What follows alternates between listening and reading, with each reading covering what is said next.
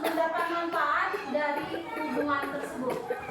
Nah, ya seperti kumbang dan bunga. Nah, di sini ada beberapa hewan organisme yang masuk dalam simbiosis. Nah,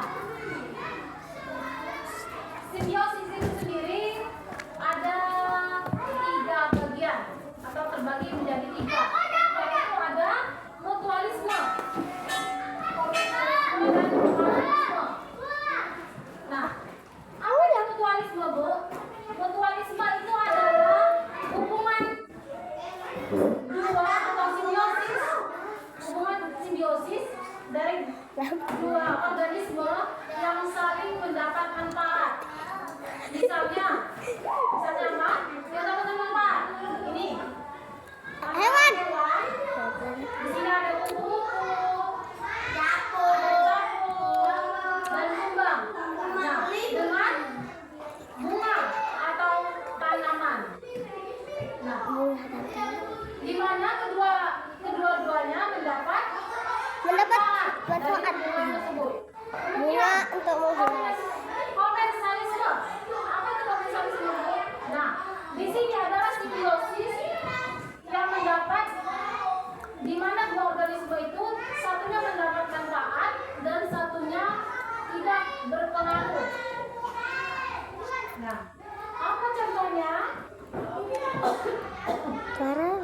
Contohnya adalah burung dan pohon. Burung dan pohon, di mana misalnya burung itu mendapatkan manfaat, yaitu di sana mengambil buah atau makanan dari pohon tersebut. Sementara pohon tersebut tidak apa-apa. Kemudian paratisme. Nah, di sini paratisme ini pada simbiosis paratisme, satu organisme mendapat manfaat, kemudian satunya lagi mendapat rugi. Kira-kira apa itu? Hewan dan tanaman. Kira-kira apa? Simbiosis.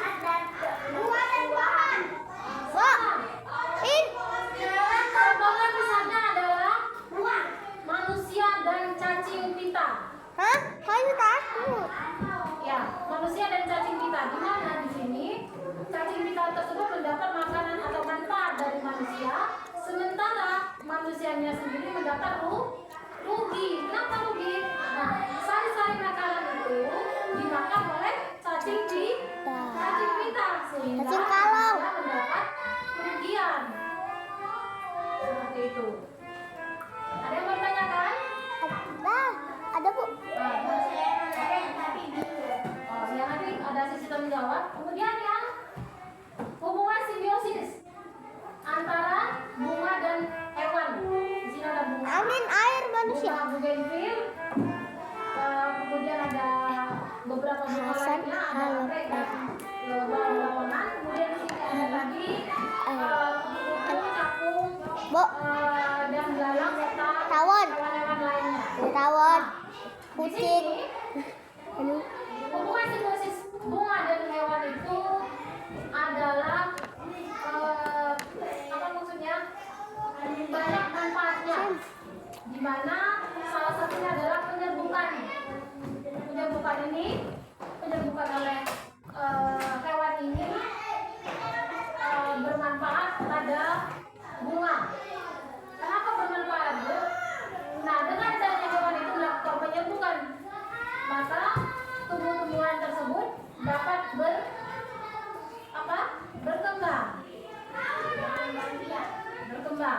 Misalnya nih, bagaimana caranya, Bu? Nah, ketika kumbang atau kupu-kupu menghisap nektar atau madu pada bunga-bunga ini, nah otomatis serbuk-serbuk daripada bunga-bunga ini akan menempel di tubuh hewan tersebut.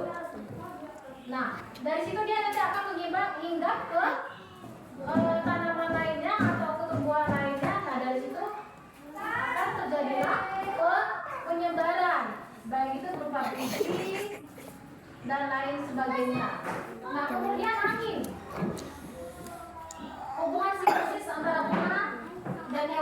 melalui angin. Nah, bagaimana dengan angin, Bu? Angin. Nah, ketika angin ini misalnya tertiup angin, tumbuh-tumbuhan ini akan bergoyang. Nah, di sini serbuk-serbuknya itu berterbangan. Serbuk apa? Nah, di daerah tertentu, maka serbuk-serbuk padi atau bibit-bibit tanaman tersebut itu dapat berkembang di tumbuh dengan baik ya. Kemudian air, bagaimana Bu? Hubungannya dengan simbiosis dengan Bu, air untuk minum. Nah, misalnya saja ketika bibit bunga, ada sebuah bibit bunga yang jatuh ke tanah, nah itu bisa terbawa oleh air. Iya Bu, kayak hujan. Akan dapat berkembang biak Sendiri. Nggak di tanah. kemudian manusia. Nah,